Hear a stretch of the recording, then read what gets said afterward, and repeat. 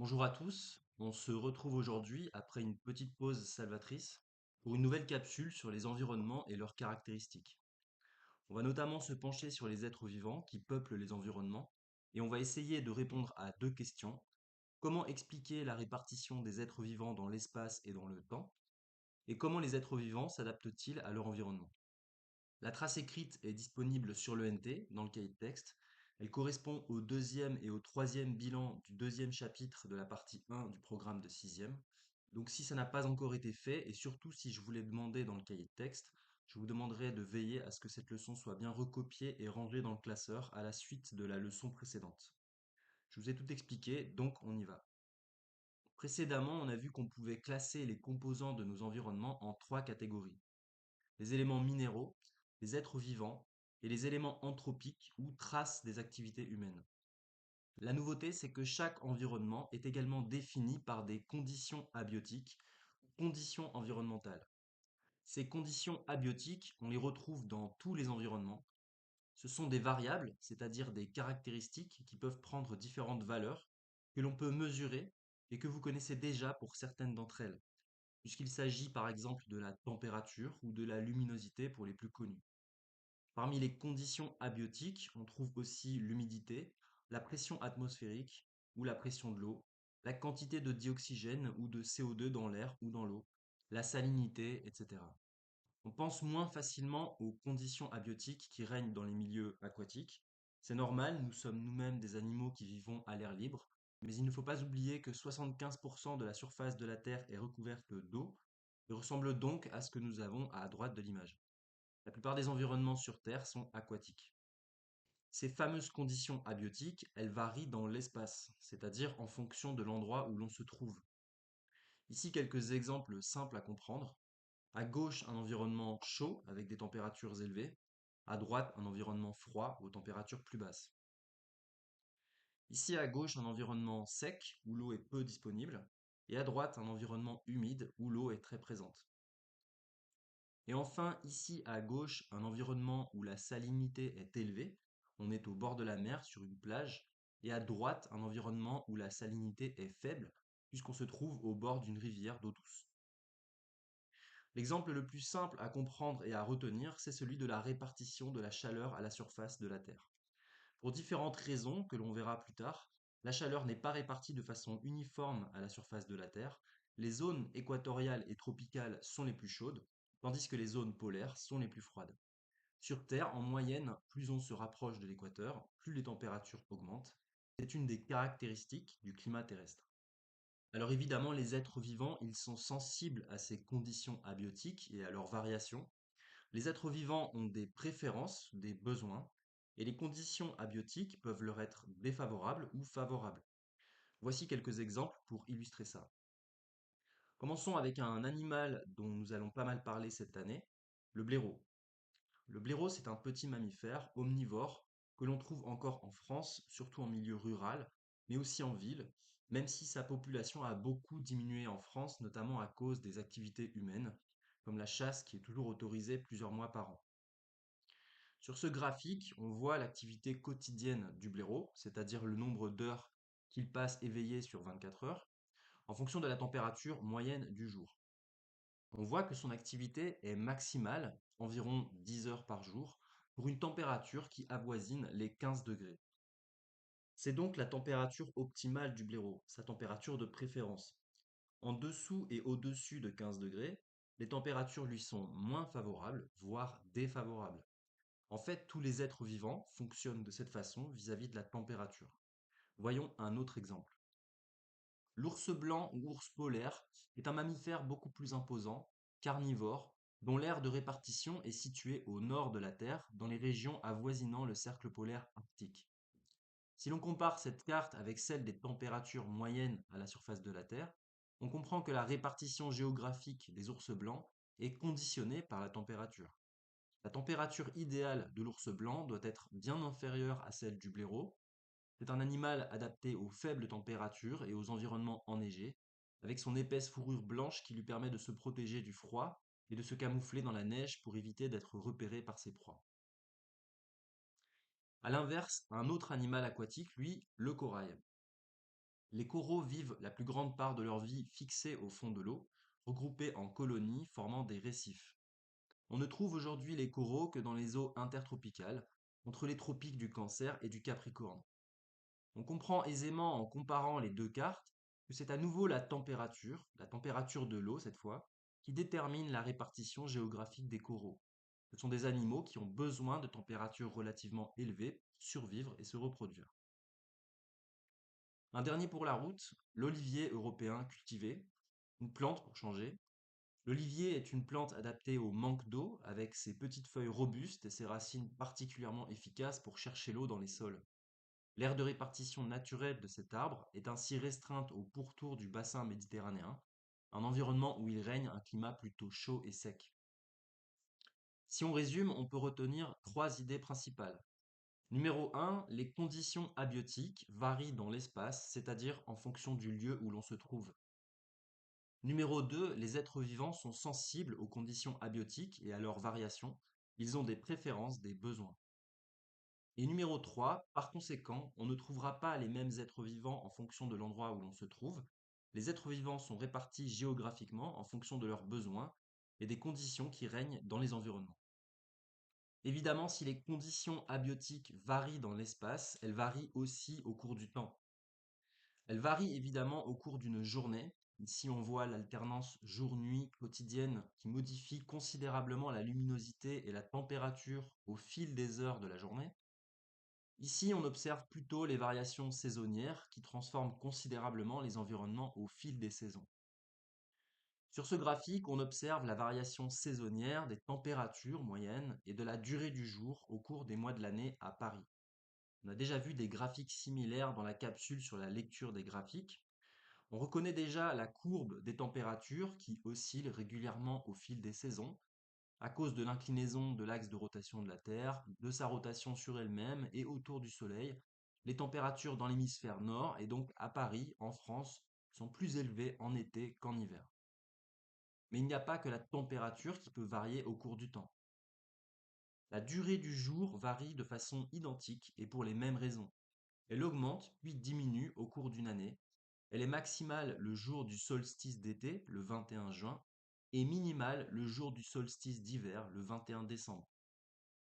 On comprend donc qu'au fil du temps, dans un même environnement, les conditions abiotiques vont changer. Et que donc même si le blaireau, les coraux ou l'ours polaire restent dans leur aire de répartition géographique, ils subiront de toute façon des variations des conditions abiotiques dans le temps. Les êtres vivants qui occupent un environnement sont donc obligés pour survivre de s'adapter à ces variations quotidiennes ou saisonnières des conditions abiotiques. Voyons quelques exemples. En Europe, le blaireau doit faire face une fois par an à ce qu'on peut appeler la mauvaise saison, c'est-à-dire pour lui l'hiver. Les températures vont descendre bien en dessous de sa température idéale de 15 degrés, ce qui va l'impacter lui, mais aussi toute la faune et toute la flore qui l'entoure. Les fruits, les insectes dont il se nourrit en été ou au printemps ont disparu en hiver. Pour survivre, le blaireau va donc devoir modifier son régime alimentaire et réduire son activité.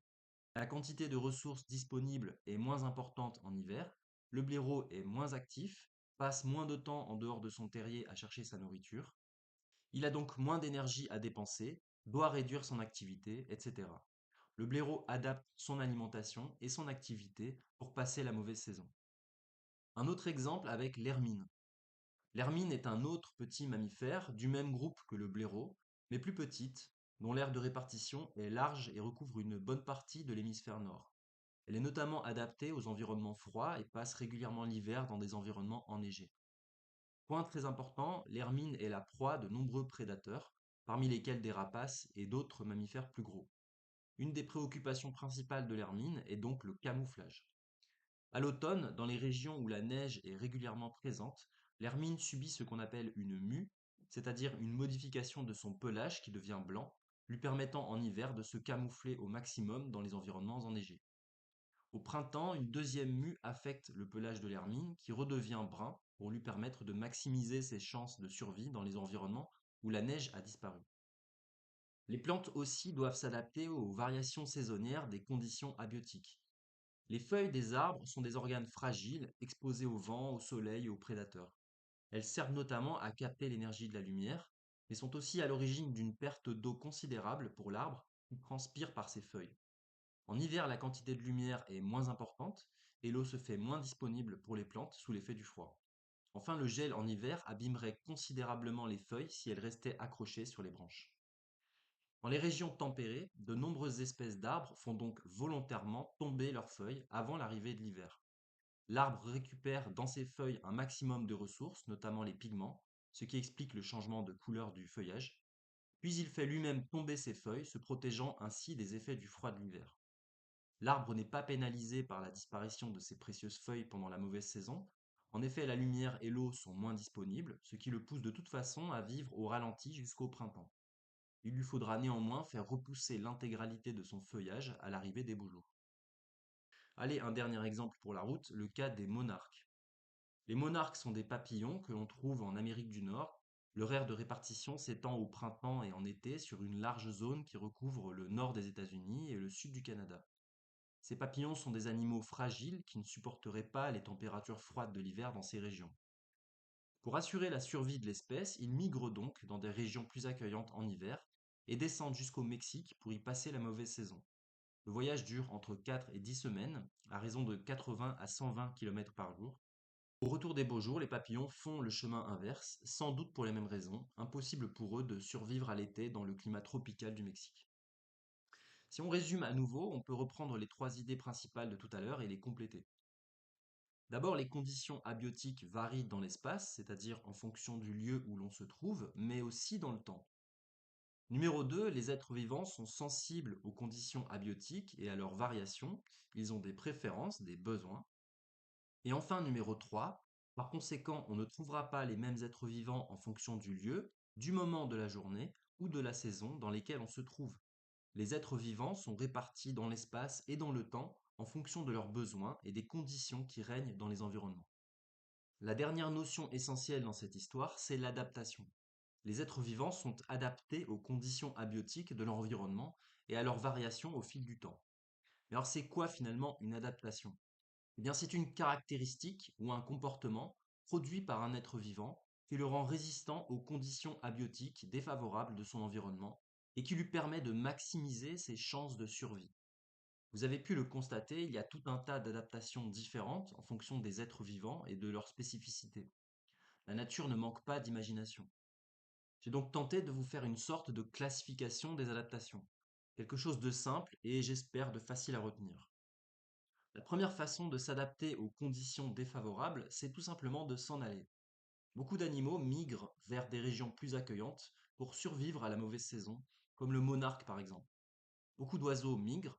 On peut aussi penser aux mammifères marins chez qui on trouve beaucoup d'animaux migrateurs comme la baleine à bosse. Ensuite, on a ce que j'ai appelé la vie ralentie.